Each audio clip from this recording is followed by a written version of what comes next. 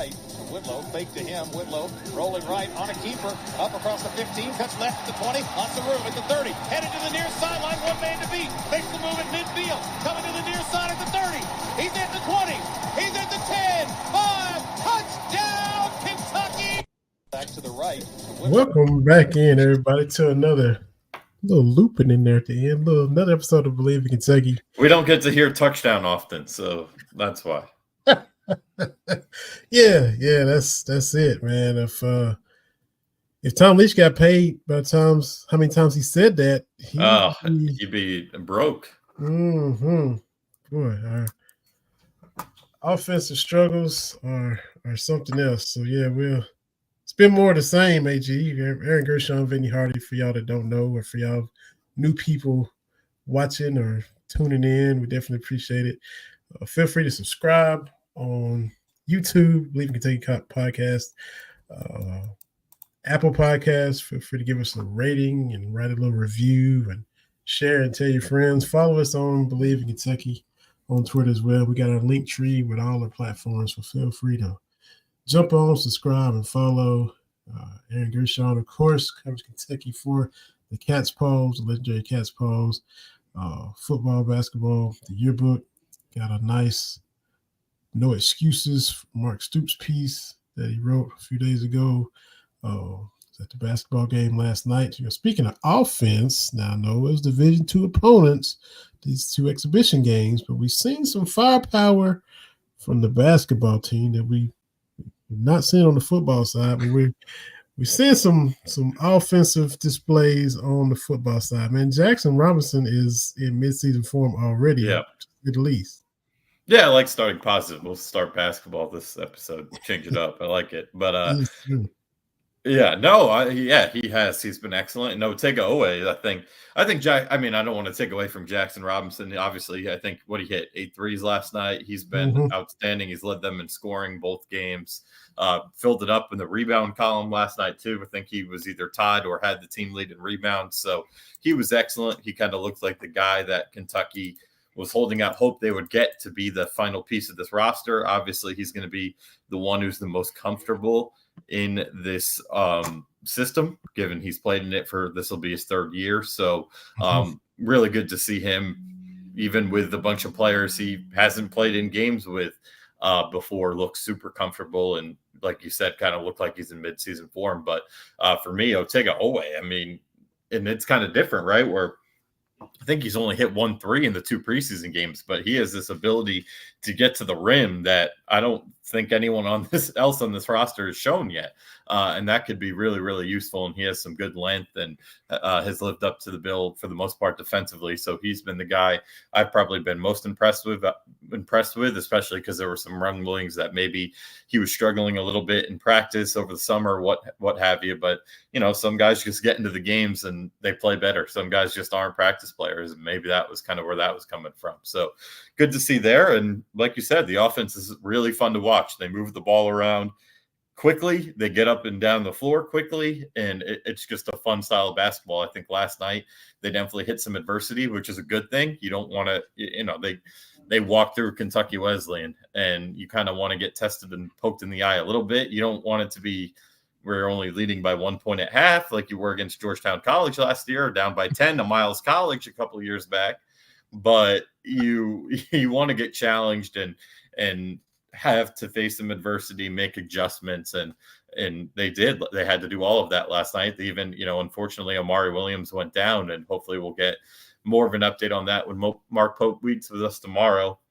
Crazy head coach meeting with us before a game, but hopefully we'll get more of an update on that. But even Jaxson Robinson was telling us after the game how they had to experiment for really the first time with Ansley at the 5, and that's not, again, you want Amari out there, but good to go through and hit some adversity in that game and miss some shots early, have to dig your way out of it, fight for some better looks. And they obviously did a pretty good job. Offensive rebounding was probably the only area in the preseason where I came away a little concerned with this team.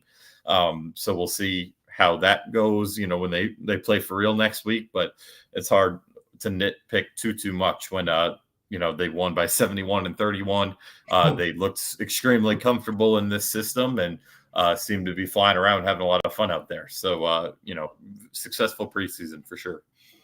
Yeah, absolutely. And I mean, everybody's going to compare and contrast the new staff to the previous staff or take their jabs or whatever they want to do. But like I said earlier, I'm doing here.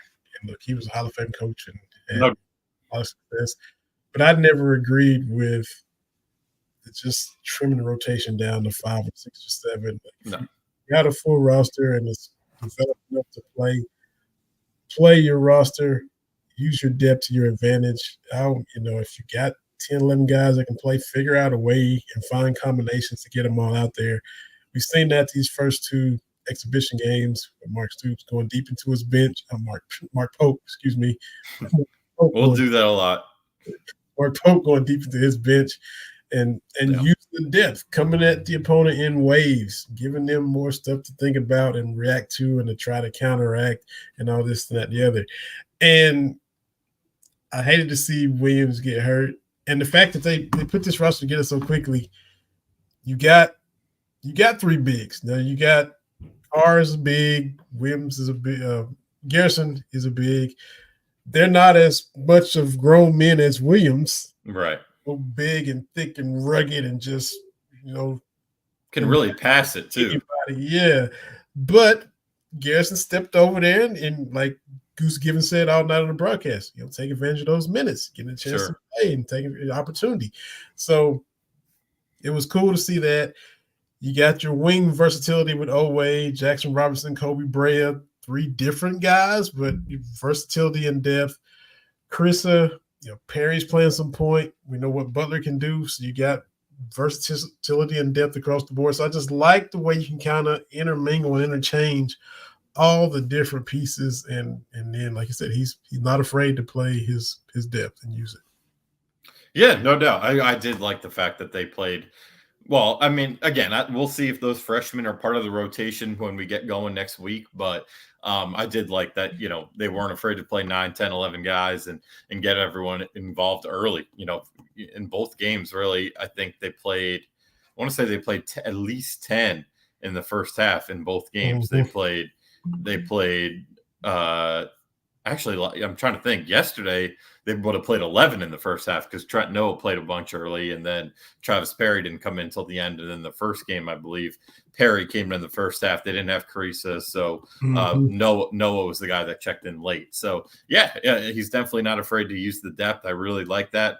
I've never been a huge fan of only having 6 or 7 guys. I feel like the deeper you have and the more guys who are confident, the better it's going to suit you. You never know when a guy – just like it already happened now twice in this preseason, right? Where Carissa and Williams have gone down. We've seen it with we've just seen it over the years where Kentucky just gets banged up early.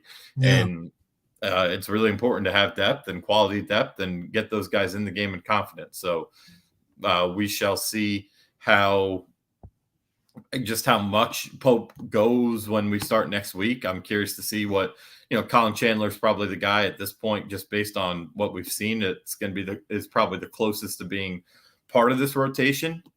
See if he's going to be in it or not. Trent Noah played exceptionally well in this preseason. Obviously came off the bench and hit 4 threes in the first game, hit the 3 that got them going yesterday, before Jaxson Robinson hit those 4. So, is he really going to be a piece or not this year? And then it seemed like Travis Perry, it's hard to tell because the first game Perry came in early and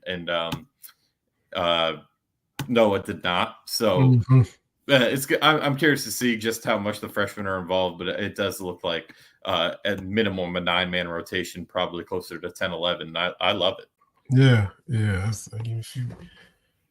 If you have it, use it. If they're developed and ready, then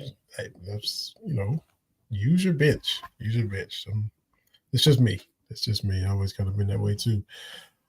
So Wright State next. All the games count now going forward, and of course, everybody knows. Division II opponents. You take into consideration who you're playing.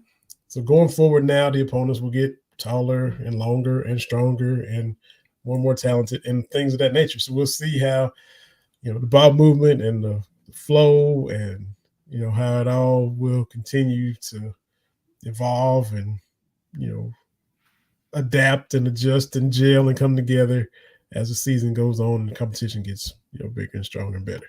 Yeah, no question about it. I mean, the second team they played, Minnesota State, was pretty for a D2. I mean, they're the defending national champs. I understand they don't have their full complement of the guys that did that last year, but they're probably on par with some of the mid majors. I'm not sure about the ones they're gonna. I honestly, other than the mid majors are going to see this year. I know Colgate's obviously really, really good every year. I think they've made the tournament 6 seasons in a row. So, that'll be a game when they play them. Obviously, Western has great history, first year head coach there, but a lot of returning pieces. So I don't know too much about Wright State or Bucknell yet, the first 2 teams they're going to see, but, it's going to get real quick because they play those 2 games. And obviously they play Duke, who, while they're young, they are extraordinarily talented. I know Arizona State is not great. They do have some talent. Jaden Quaintance is on that roster and looked actually decent at times in that scrimmage, but they beat them like 119-43 or something like that. Just something insane.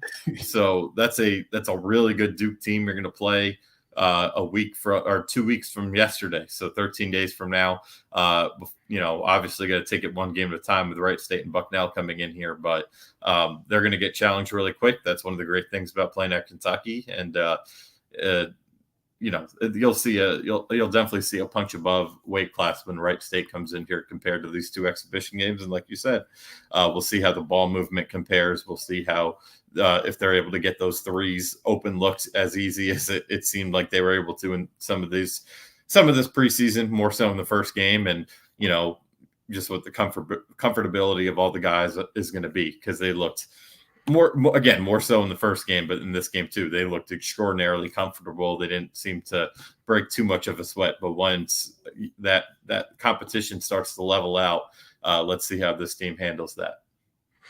And it's a role reversal now. And, Tony Delk hosted this podcast. He was highly touted coming out of high school, and he talked about, Dale Brown and who was already established. And then when the tables turned and he's been around for a while and been through the program, been in the weight room, and new guys come in, you don't flinch. Well, okay, right. You're this and that coming out of high school. So was I a year or 2 ago. And now I've, got college experience under my belt. Kentucky's in that position now. Okay, yeah, Cooper Flagg. Okay, well, Williams and Carr and all those guys have been in college for forever. So they're not going to be wide-eyed at a Cooper Flagg. Now, is he talented? Yeah. Is he possibly able to still do his thing against them and find some weaknesses to exploit? Maybe so. But as far as them being intimidated and shaking in their boots because it's Cooper Flagg, that's not going to happen. And we as Kentucky fans have an old team, old dogs have been around instead of young freshmen who are trying to get used to a stage for the moment. So that'll be something for us to get used to as well.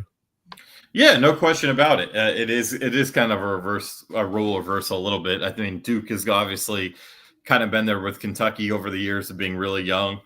They haven't necessarily leaned into the age yet, but we saw it last year against Kansas where they played a bunch of old guys very early.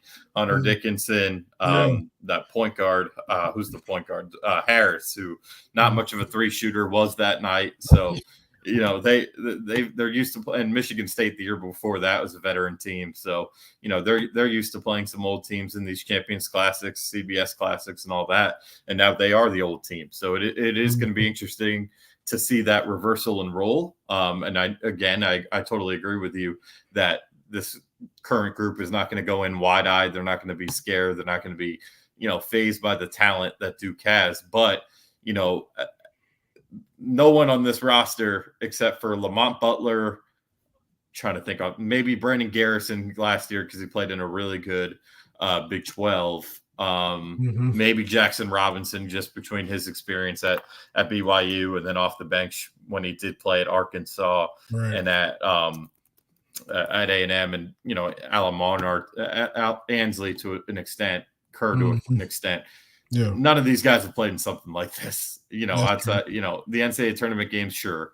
But this early in the season to see this level of competition on a neutral site where, driving distance to both programs, going to be a 50-50 split between Kentucky Blue and Duke Blue. Like, it's a big, big moment for this team, and for it'll still be something new. But I agree that there's not going to be any fear going into it. But I will say it is still a very unique experience, and definitely interested to see how they come out. Yeah, absolutely. Good points. So it's here. It's everybody's been waiting for it and anticipating it, and now the wait isn't much longer at all. Because hey, going for all these games count now. Got the 2 exhibitions in, and that's that. Yeah, here we go. Is right. That it is every game counts, and it feels like there's a lot of there's going to be.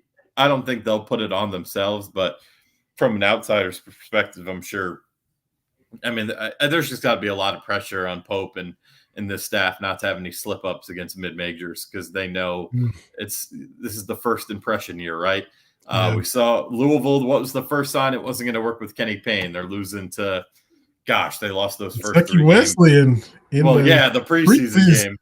But that first regular season, they started 0-3 when they lost to, like, I want to say App State and Lipscomb and somebody else. Mm-hmm. I think Cleveland State, maybe. I don't know. That sounds familiar. Might have even been. You know what? Was it Wright State? I'm gonna look.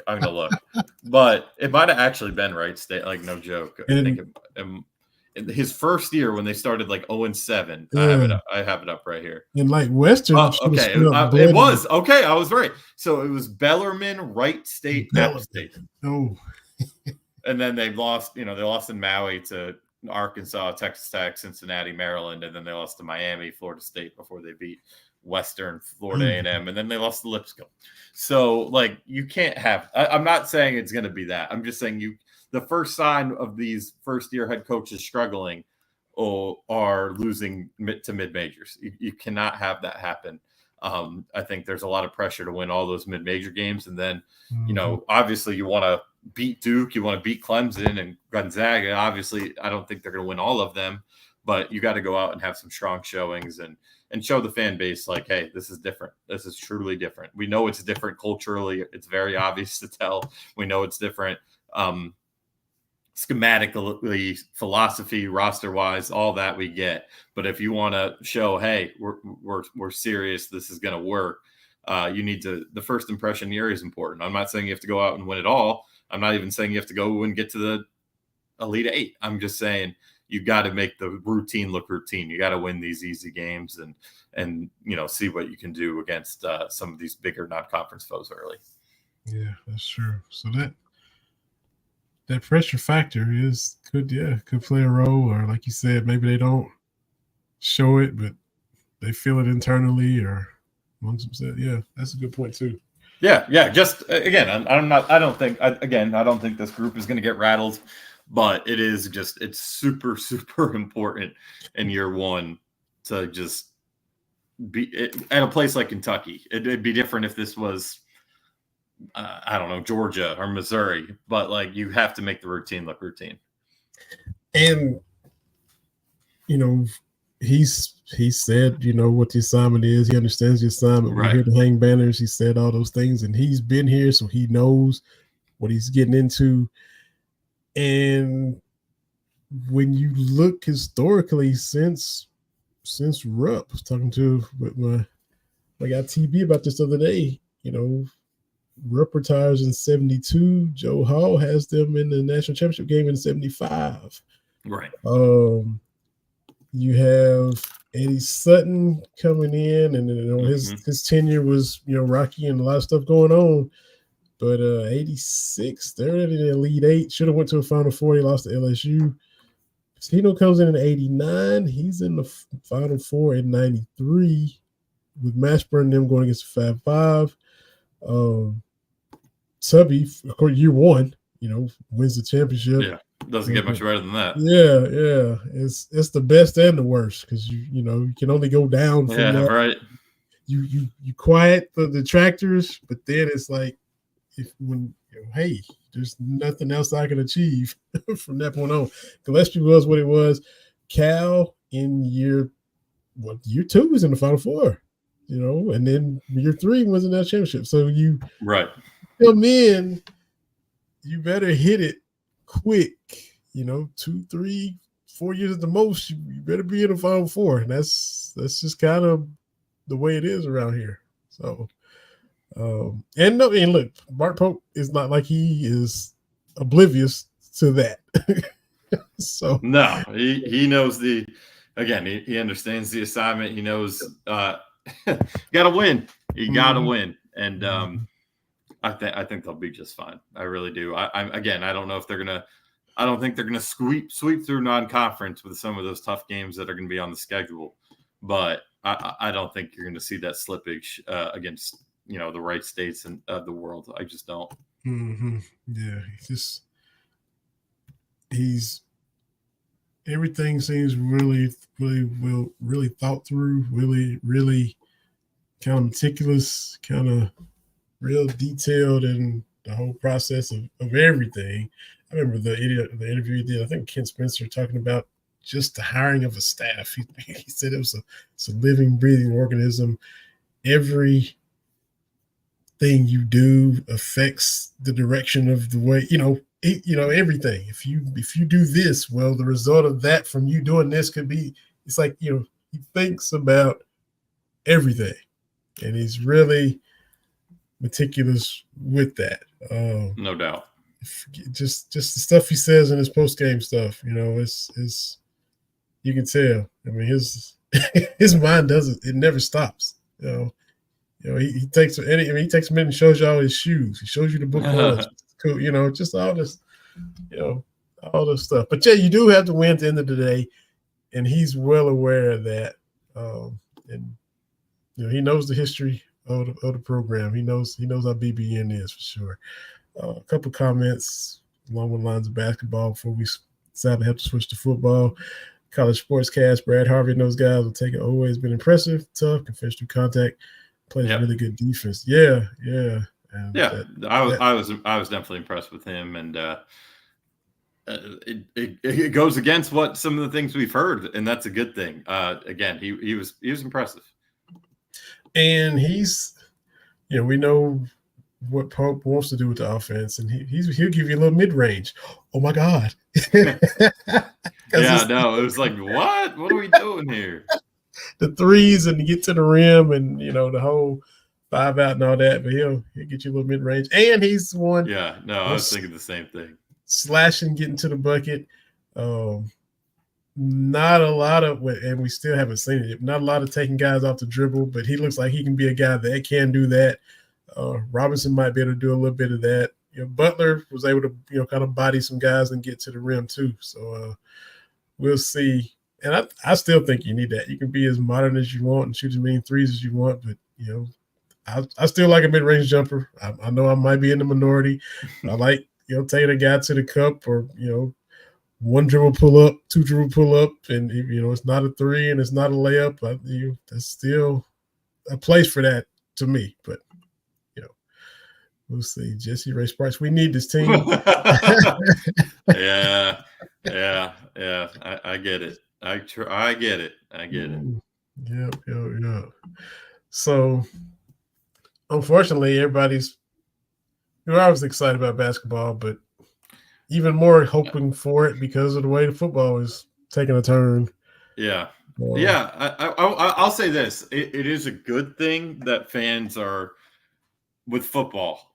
I wouldn't call it it could get there, but right now I wouldn't call it apathy, which is good. There's a level of care and being pissed off with how things are going that I think it's a good sign that, Kentucky is in a spot as a program where the fans realize they can do better than this. Like it doesn't have to be this way anymore. That's partially because they saw tangible results under Mark Stoops, and it's partially because teams like Vanderbilt, who hire Jared Kill and make a couple of big portal additions like Diego Pavia, and all of a sudden they're 5-3, and they beat Alabama, and they probably should have beat Texas. South Carolina I don't think you want to beat them offensively, but they have a defensive front that gives them a chance to win every single game. Missouri, because they're in such a good NIL situation, they have built 2 really good rosters in back-to-back years.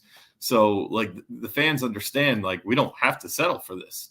And I think it's good that there's discourse about it, there's anger about it, rather than just, well, I'm not even going to talk or care about it. And look, the stands against Murray State won't reflect that. Partially it's Murray State, partially the product that's been on the field.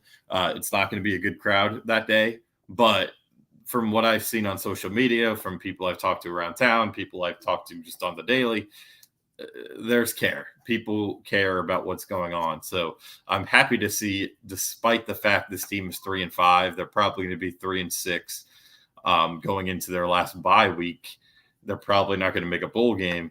There is still discourse and fan reaction to what's going on. It's not just completely and utterly tuning them out, checking out like some fan bases would, or Kentucky fans probably did back in the day. And you said, but you mentioned Vanderbilt and a team that's, past you in the conference. Then you look up north to Bloomington, to a team you used to play every year. That's a great point. Oh, I know it doesn't take much in this day and age. It doesn't take much. I think what Indiana's doing is spectacular, and that's hard to do. I understand their schedule hasn't been great. And, right. I still think they have either Ohio State or Penn State in there. So we'll see what happens when they play Michigan them. too, or something. Yeah, it gets tough at the end, but they'll take 8. You'll take 8. No, absolutely. So no. Fans see that. Fans see what's happening at Vandy. So, and I get it. And I'm not going to make this into a should Stoops will go or leave debate, but this is going to be a crucial offseason in the sense that, and we'll talk about what's going on with the current team too, but this offseason, whether it's him or not at the controls, they can't run it back. We saw it happen too many times with Cal, and that led to the apathy. If they do that again, because I really think like the last 2 years were like frustrating because they were so close to being 9-3, 8-4 at worst. That like the fan base was okay, like, all right, this stunk, it's not acceptable, but we're 1 or 2 plays away from 9-3, like we're fine. And this year we've kind of learned, okay, it has been a slippage. Like it wasn't just because there was a bad penalty against Ole Miss that cost you a game, or you fell 1 score short against Tennessee last year. Like, okay, there's problems with this program. Like there's tangible evidence of regression. And I think fans needed to see that to form educated opinions on it. And I'm not saying they weren't educated. I'm just saying like it was kind of like a mystery of what happened the last 2 years. And this is kind of the year where we're kind of, now we get it. Like yes, the program has regressed. There's no question. Yeah. So it's an important offseason in the sense that you got to, if it's going to be Mark Stoops, and I think it will be if he wants to be, he's not getting fired. It's just if he retires or if he takes another job, he'll be out. But other than that, he's staying. If it's him, you can't run it back. You got to figure out a way to get the right players on this roster through the portal that fit you culturally, fit Bush Hamdan schematically. That's one thing that it's not an excuse, but these coordinators get to handpick their players. Like Petrino over at Arkansas picked Taylon Green. If Bush Hamdan was here in December, I bet you Kentucky's in there for Taylon Green. Maybe they even get him. Petrino put together a lot of pieces on his offense at Arkansas, and they're having a great year on that side of the ball. Obviously, coaches who have been in this league with stability have been able to pick their pieces. Bush Hamdan did not. These were the pieces that Liam Cohen picked. And that's not to say they're bad players. Like, I don't think Brock Vandegrift's a bad football player. I don't think Jamori Macklin, who they haven't been able to get involved, is a bad football player. No. I just don't necessarily think they fit the scheme that Hamdan runs. And it's been, it's tough on those guys. It's tough on Hamdan as a play caller to not have the pieces he would prefer to have in place. So I think you need to build correctly. I think there needs to, if you are going to be back, I don't think there needs to be drastic staff changes, but I can think of a few that probably need tweaking. And then I just think there needs to be a screw it attitude on offense. Like, we will do we figure out what we're good at and we stick to it. We don't. I think that's been a problem this year where their strength is running the ball. They don't. They get away from it. They need to just screw what the opinions of outside noise are. Screw even what high school wide receiver recruits are saying. Just go do what it takes to win football games. And then defensively, I think the last 2 weeks, obviously not acceptable. The injuries are just, the injury report is insane right now. Like, I don't know. You give Nick Saban this defense that Kentucky currently has to run out there. How much better is it going to be? Like, there's just so many injuries. This injury report for this Tennessee game right now, Maxwell Harrison out again. Jansen Dunn, your starting slot corner, out again. J.J. Weaver, who got hurt against Auburn, is out. Derek Jackson, your starting middle linebacker, is out. Steven Souls, the third down pass rusher, out. And DJ Waller, your second starting outside corner, questionable. It's never ending. And Deion Walker is not 100% either. He's probable, but he'll play. So it's not an excuse. You can't give up 278 yards to a guy on the ground. You can't give up 5 rushing touchdowns to a true freshman on the ground. You can't get beat over the top like you did at Florida. But it's a mess defensively. I think defensively, you still have a good thing going. There's going to be a lot of pieces you have to replace because you're losing a ton of seniors. But it's not, this is going to be, I think it's going to be a reboot no matter what, if Stoops is back or not. And they just have to do it the right way. I feel like they've gotten away from themselves a little bit. And it's also, I think, too, which is my one concern with Stoops coming back, if he does choose to. And I'll preface it by saying I think Stoops should do whatever the hell he wants. I think he is. I get the fan base's unhappiness with the product. I mean, as someone who covers the team and has to be there for all 13 games, I'm not happy with it either. Or 12 games this year. Like, it's not fun. But I will say this: if the one thing that I think is really hard for Stoops, and that's going to keep him, it's something that he hasn't necessarily been able to adjust to, is you can't rely on recruiting and developing anymore. That's how this program was built. Recruit and develop. They found Josh Allen. They found Benny Snell, Luke Fortner, all these under-recruited guys that they were able to go out and develop. Now, if a kid's sitting on the bench for a year or two, they're not staying. They're leaving. I mean, Benny Snell, you got lucky that he performed as a true freshman, but like guys like Josh Allen and guys like Calvin Taylor, like those guys are leaving. They are going to hit the transfer portal. And, I even think, and you were at this game, Vinny, I don't know if it's a guy who hasn't played it down this year. So who knows if he would have really been a future piece. But they had a corner, Jeremiah England, have a pick 6 in the spring game and made a bunch of plays in that game. There was no chance in hell he was going to be on the depth chart this year. He was coming off an ACL. There was tape of him. What happens? He hits the portal. That's just how it goes now. So recruiting and developing is not necessarily how you can win now. Yes, you could do it with some guys, especially you need to on the offensive line, but you need to be able to you need to get the right portal pieces that fit you culturally, that fit you schematically. And I don't think Kentucky's necessarily done that the last few years. I think they've had some portal hits. Obviously, they early in the portal era, they were one of the best in the country at it. Yeah. With Wandale, with Levis, with Jaquez Jones, Keidron Smith, Kelvin Joseph. Like they hit on a bunch, but now you're seeing slippage there, and it's not there are some, like Jamin Dumas-Johnson's home run still, but it hasn't quite worked out for Gerald Mincy. It hasn't quite worked out with Brock Vandegrift, with Gavin Wimsatt. It's Christian Story. It's tough. So you need to be able to strike a better balance. And those are all things that are hard to do. But I do have my concerns if Stoops is the coach next year. Is he up for that challenge? Is he really, does he have that part in him? Because there are coaches that, go in year one and they're able to hit the portal the way they want to and reset the roster like Kirk Cincinnati did.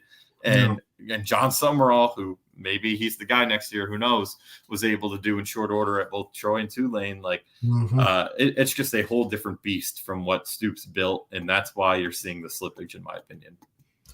So you said he's back. He can't run it back. You can't run it back. Does that mean you have to? Do you have to run it back at OC this time? Yeah, I think yes. I think both coordinators should be safe, but I think you need to. You can't run it back from the standpoint of, okay, you need to do what Bush Hamden likes to do, right? You need to let him, which you couldn't do last year, but he's got to be able to pick his players, and if he wants to run the ball 40 times a game, you let him. Like, don't, and maybe it's Hamden calling. It's hard to tell, like, because we have this same crap every year. You want to just think you think Stoops has to have something into it, right? Like, there's no way. I'm not saying he's the offensive play caller. He's not. Yeah. And I'm not saying he's even writing the scripts. He's not. Yeah. But when it happens every year, he's involved. Like, there is a say-so in there. And I really do believe that you need to take the handcuffs off and let Bush do whatever he wants. If he wants to go get a stud running back in the portal and get an okay quarterback that it just fits him, do it. Don't worry about getting the 2 years in a row they've went out and got like the top quarterback in the portal. Like, you don't necessarily need that. You just need who's going to fit you schematically. You don't need the big fish necessarily. I just think there are ways that I do think you run it back at offense coordinator. I think you run it back at defense coordinator. Staff-wise, I like the staff a lot. Maybe I don't even know how much you tinker with the staff now that I'm thinking about it, to be honest, if you come back. But philosophy-wise, culture-wise, something's got to give because something's wrong. And that's why I understand all the fans. This makes it pretty easy. You just kind of reboot. But you just can't. You can't do the same. Like Bush Hamden had a quote where it was like, we can't keep doing the same thing and think it'll just work. They got to shake it up any way possible. I wouldn't, but the coordinator thing, it's killing you having 3 in 3 years. And same with the offensive line coach. Everyone wants to bash on Eric Wolford, and I get it, but like, you got to have some sort of continuity. Unless it's just god awful, and it's god awful. But I truly think Bush Hamden. There's enough evidence out there that he is a good offensive coordinator. This will be the first year he doesn't have an 1,000-yard rusher, and if Chip Trayanum was healthy, maybe he would have. Maybe if Demisu Mokarmbe, if he doesn't get hurt, he might have finished with close to 800 yards. So I don't think this is a bad offensive coordinator. They're still getting a ton out of Dane Key with a terrible passing offense. So it's just philosophy-wise, something's got to give, though. And they're going to, they're going to have a lot of holes to fill on this roster anyway, because they're going to have a ton of graduating seniors specifically on defense. So you're going to get your chance to do it either way. Yeah, that's it. And Dane was making tough catches against Auburn. He was excellent against Auburn. Yeah. The drop, he dropped the easiest catch that he could have had. Because he was making it was tough catch, contested catch, hard catch, and I think the one that was kind of just laid right in there, he ended up having that one drop. But I was like, oh man, he dropped the easiest one. But he was the only bright spot offensively. That's his first drop all season, by the way. Yeah. Literally. So he had he was a lone bright spot offensively Saturday against Auburn. We mentioned defensively, and the only thing Kentucky's been winning is the availability injury report. They always, win that, and that's, not good to see. They have more names on their side every week than the other team does. Tennessee's got like 4 or 5 guys. 5 guys and no starters. Yeah, it's crazy. Auburn was similar. Wasn't much going on with theirs either, and so. They're just beat. They're just beat up, man. They are. It's crazy. Some of them, it's like, where did that one? I don't even know exactly what happened to Sumo Karnbe. At least they're going to get him back this week, it looks like. Obviously JJ goes down on the sack. Max has been out since week 4. De'Eric got things up in Florida. It's just, Jordan Dingle, don't know what happened to him. He's hurt apparently. So it's bad. And we're not even going to get the Gerald Mincey game that talked up so high. So it's just, it's frustrating. You want to see, especially the seniors, and there are a lot of them on this injury report. You just hope they can get back by the end of the year.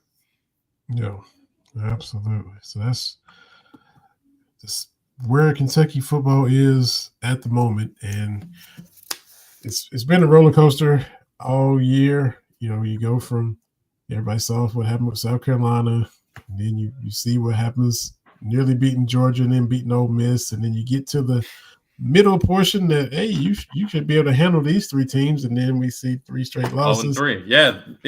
That was the stretch we talked about all off season, which was obviously they kind of reset, right, where they lost to South Carolina in a game that was really important to win. Okay, they lost, but then they beat Ole Miss, and they were kind of like, well, we all kind of thought they'd be 3-2. Yeah, and they're 3-2, and it's like, okay. And then those 3 games, the most important 3: Vandy, Florida, Auburn, all winnable games. I would say Vandy ended up being harder than expected. Florida, I think a little bit too harder than expected, just because they have played better than I thought they would have this year. Still not excusable to go down and lose 48-20 or whatever it was. And then Auburn, man, was 2-5, and you got up 10-0, got a pick, and had the ball at the Auburn 40-yard line. And that was, it's been a rough football year for me personally. That was similar to my Cowboys. You're up 10, 10-3. There's your chance to kind of separate and put even more pressure on them. Yeah, 10-0, that's great, but if you're up even 13-0, man, heaven forbid it was 17-0. If you get a touchdown off that pick, you are flying. You get nothing. And then, they erase that 10-0 deficit. It's kind of like the Missouri game. We're up 14-0, right, and then you lose 38-21 or whatever it was. You get blown out 38-7 the rest of the way in that game. So it's brought back vibes of that because, they scored 24 straight on you. So, I got allergic to the goal line again. I mean, 3 straight games. They have been inside the opponent's 2-yard line, and they've scored 0 points. That's almost impossible. Yeah. I'd love, there are a lot of great stat websites out there. I don't think I'd love for someone to research if that's ever happened. That is almost impossible, and they just do it in the most comical ways possible. The one at Vanderbilt, you get the false start that backs you up. You still have a chance for a field goal, and you drop the snap. Yeah. Next week at Florida, you get stood up on 4th and 1 because you try to run it right at literally a 420-pound man. Yeah. And then last week, he looked like he ate Deion Walker. Yeah. I mean, Desmond Watson, one of the biggest dudes in college football, and you run it right at him. Yeah. You don't run it right. You leap into him. Yeah. And then last week, you get what was it? 1st and goal at the 2. Wasn't it first? I think they had 4 plays at the 2 with Wimsatt. And you have, and I want to get in before we finish. I want to get into the quarterback situation. Yeah. But Wimsatt 6'3", 228. You're at the 2-yard line. And you can't score. You can't even get it to the 1 and then set up a sneak, and then you throw a boneheaded pick. Yeah, it's got that part of it's got to be mental, right? When it happens 2 games in a row like that, you're thinking when you get to and don't forget, they scored a touchdown early with Jamarian Wilcox, but that one got the 3rd down at the 2 because Fred Ferrier dropped the touchdown. So everybody gets the yips. Everybody gets the yips to go. Yeah, I think it's got to be mental. And you know what? This game. I know you hate Tennessee, but my God, is that defensive front scary good and that defense scary good? If you get to the goal line, you better freaking score because you may not get back to the goal line again. Hey, as roller coaster as they've been, they're due to put together a good game, but they are. This offense is so anemic, and the history. They haven't played a close game in Knoxville since 2006. They lost 17-12. Yeah, not counting the COVID year. Exactly. Which they won, but it was like 3 people in the stands. Yep. And so like Randall Cobb was there. They lose 17-12. I think they had a couple throws in the end zone. That's the last close game you play. But so are they due to put together a 60-minute game? Yeah, but the offense is just so bad that it's and it's just a bad matchup against this defense that it just, to me, that was, my Tennessee buddies was in the group text today, and they're like, "How you feeling about the game?" Blah blah blah, and I'm like, it's got a Tennessee 27-6 kind of feel to it. It might even be worse than that. Yeah, if their offense was normal, coming off a bye, maybe they do have it clicking. A lot of Tennessee fans are worried because they lost coming off a bye to Arkansas, so they're like, well, if we play like we did second half of Bama, it'll feel great. If we play like we did coming off of Arkansas, but we're just going to be a get right for them. Either way is the way it appears, unless something drastically different happens out there Saturday night. Yeah, exactly. It's a very, very tall task already. And then you take into account the history, take into account the injuries. Tough ask. So the quarterback rotation shuffle Saturday with Wimsatt coming in and Brock not in the second half, and the whole what was going on with that?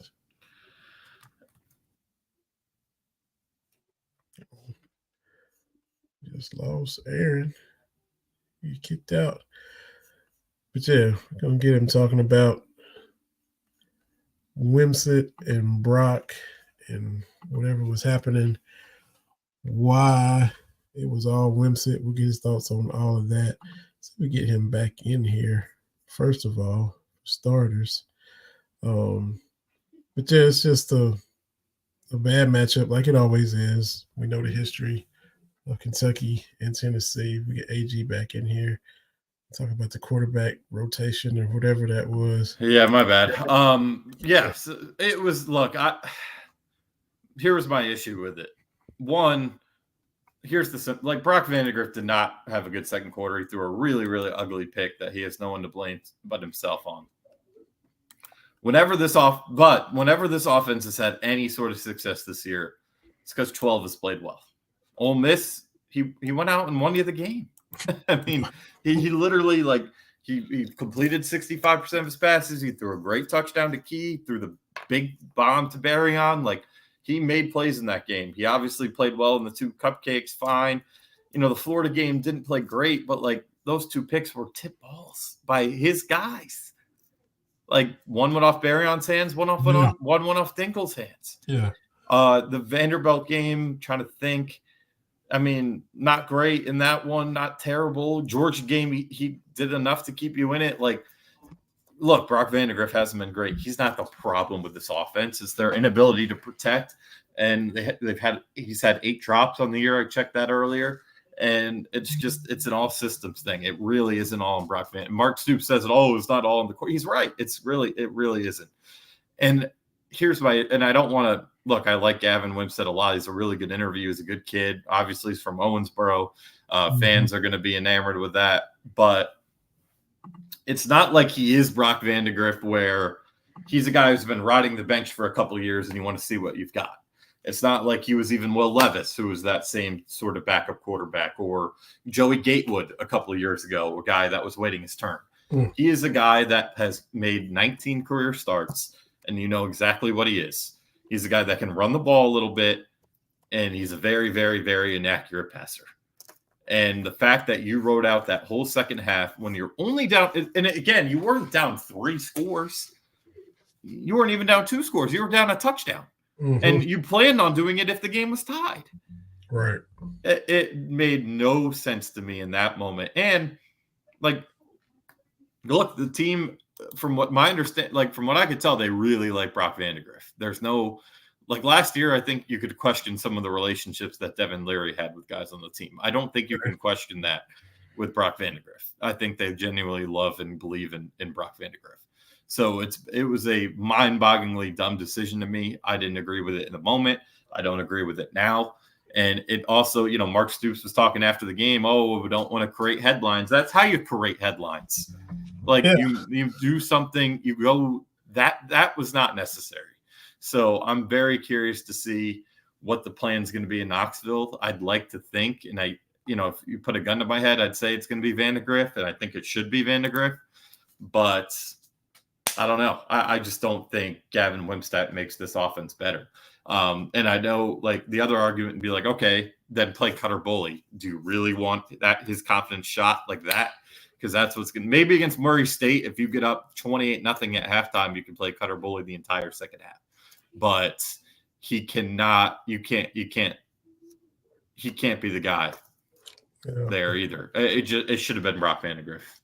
Behind that line and just, throwing him out there. And there's been a lot of references or don't want to make headlines and almost like you're too worried about what the headlines are going to be, because if we're outside noise like you say, then why are you worried about the headlines? Because that was you should not have made that move. Mm-hmm.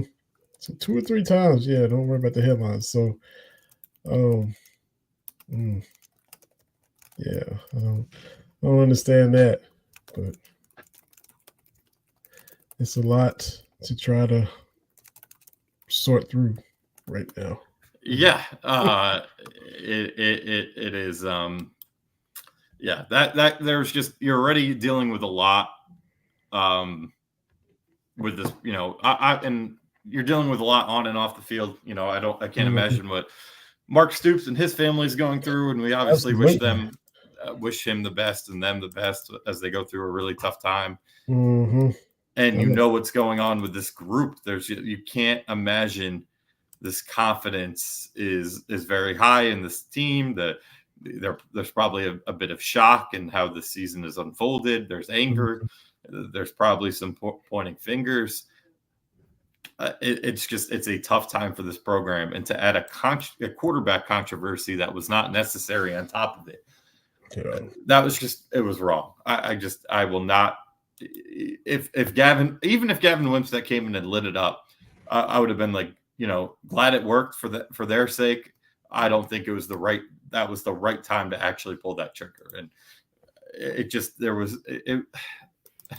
I'm just not a fan of it, and we'll see. Mm-hmm. We'll see who starts under center Saturday. If it's Chisholm, I'm thinking Jazz Chisholm. Just saw his name pop up on the TV screen, but if it's Wimsatt, I won't agree with it. I just won't. Mm-hmm. Yeah, because as far as doing anything to. He just can't. He came in and went 3 for 10. Yeah, so, like, what message are you sending to the team? And again, I'm not trying to pile on this kid, but like, we know what he is. He's an under 50% completion guy who can run occasionally. And the thing is too, the play calling when he has come in has been so predictable. When 2 comes in, teams are just going all in on the run. Yeah, because there's no reason not to. He's not keeping you honest with the throws, and he hasn't thrown much anyway. And he hasn't done anything to take Brock's job, and it's been hard to kind of get a read on anybody because with the way the O-line is, and I think Stoops has said it, and they've almost all but said it many times. Like you've mentioned, Bush is coming into Liam's setup since Liam's not here, and Bush didn't have a chance to, as Bill Parcells said, buy the groceries. As he's trying to cook the meal, and he didn't get to buy the groceries. And I think Stoops said the other day, well, he's kind of been handed, and then he stopped himself. There's times they've almost. Yeah. Well, he's in a bad situation. Well, he's been handed a bunch of they don't go out. They don't say what they want to say, but they come close to letting it slip. What everybody's creating a headline. Yeah, and he genuinely does have it tough because he didn't pick any of these players. Yeah. Liam Cohen got to pick this roster because it was supposed to be his offense. Rich Scangarello was in a tough spot with that too. If we're going to be honest, I just think his play calling was so egregious. Where Hamden's had some bad moments, but it hasn't been as egregious. Right. Rich, he put the spotlight on himself to the extent, with the consistently questionable stuff he was doing. Right. Ryan, buddy from back home, a Louisville fan listening. I was going to say, I think that's a Louisville cap on his little there. So. Yeah, he even we asked everybody to subscribe and review. He wrote a review for us and everything, even though he's a Cards fan. Appreciate that a lot. You, Ryan. Appreciate Absolutely. that a lot. But yeah, and he's right. I mean, 12. Again, Brock Vandegrift ain't. When he's saying 12, we're not saying Tom Brady here, but it's a guy who he completes passes when the throws are there. You can trust him to make accurate throws. Gavin Wimsatt is what he is, man. It would be one thing if Wimsatt had never started before, and we were getting to see him for the first time. This is a 19-game starter in the Big Ten, not the Mountain West. That's a good conference. I was trying to think Conference USA. We know what he is. He is a guy who can run a little bit and is very inaccurate and seems to, when he throws, it's only trying to go deep. It's just, it doesn't work. And it is not going to work. I don't know if either is going to work, but it's certainly not going to work against this Tennessee defense. Yeah, absolutely. Well, we started on positive, get down and bad in the middle, and end on a positive because right now your Yankees are still up 5-0. Dodgers with a threat right now, but it's back-to-back errors have the bases loaded for Shohei with one out. So oh man, precarious situation. We'll see. Now, we talked last time because you're confident they're going to beat Cleveland and get to the World Series. Were you pretty confident that they were going to take care of the Dodgers? Honestly, I was actually not after the first game. After the Grand Slam, my confidence was shot. But going into the series, I actually felt pretty good. I just liked the fact that we had more starting pitching depth than them. Offensively, I felt like they were both pretty even. Maybe a slight edge to LA. But honestly, the Yankees, outside of a couple innings here and there, the pitching has been fine. The first 3 games, they could not get the big hit to save their lives, and Shohei just struck out. So one more out. Wow, he sure did. But they've only I think the Dodgers they scored 6 and 4 were on 2 swing, but 4 were on 1 swing in game one. They only scored 4 in game 2, and they scored 4 in game 3. It's not like the pitching has done what it's needed to do. The offense just didn't come through, and I thought, obviously the Dodgers are a punch above the Guardians, and they're 2 punches above the Royals, but I didn't foresee the offense completely disappearing the way it had the first 3 games. And, I'm happy to see them fight. It's probably too little too late, even if they win tonight, but definitely rather go out, fighting, and they got out of the inning unscathed. How about that? But no, they did not. I thought they were going to. The picture didn't cover first? The picture did not cover for. Oh my God! Oh my goodness! So yeah, I'd like to see them make the routine look routine, as I was talking about with basketball. Unbelievable! And he was down the line behind the bag, and Mookie Betts coming down through there who can fly. So. Yeah. Wow. And now Freeman's up to hit a grand slam. So it's just man. Yeah. So mental error there. 3 errors in a row? 3 errors in the inning? 3 in the inning. Yeah. Wow. And Freddie is hot as he can be right now as well too. But What about your people, man, trying to rip Mookie's arm off? Yeah. What are your fellow fans doing, man? I've never seen one more egregious What? than that. Yeah, no, I don't condone that. Okay, I'm like, man, I don't condone it. I Okay. will say if they go and win the World Series somehow, that guy will be a folk hero. There's no question. No, but I don't condone that. Like that was. I'm like, if you like, okay, if you have a moment like the guy at Dodger Stadium in Game 1 with the ball that Glaber hit, where he reached over the fence and grabbed it in his glove, like that happens. That there's like a oh crap moment, like here comes the ball and you just fight or flight takes. But that was so like calculated. Yeah. That guy knew what he was doing. So I don't condone that. I don't. Okay. All right. But if he represented all y'all Yankees fans. I mean, look, I appreciate I do appreciate the screw it. We're gonna take business into our own hands if the offense ain't gonna hit. But you don't want to. You don't touch a player, man. Like you don't. Yeah.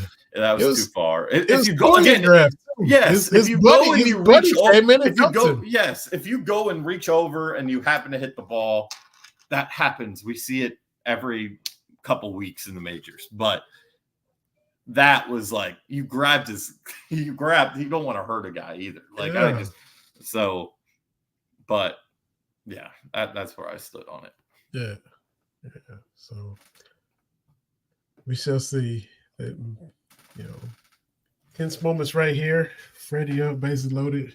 Get through this one. You probably shouldn't even have been in this situation to begin with. And of course he gets a hit because that's what he does. Yeah, that's on the defense. He is locked in as locked in can be for sure. So yeah, 5-3, 2-run game. We'll end on that and let you get back to the game. But appreciate everybody that took the time to check us out, and feel free to subscribe on Apple Podcast, Spotify, wherever you listen. Subscribe, rate, give us a little review, hit the little 5 stars. We definitely appreciate it. Follow us on all the platforms, on Linktree and all that. Appreciate the comments too. We'll be back to talk about Kentucky and Tennessee and Kentucky and Wright State and World Series and anything and everything else as well. But for Aaron Gershon of the Cat's Paws, this is Vetty Hard. It's been another episode of Believe in Kentucky. And we'll see everybody next time.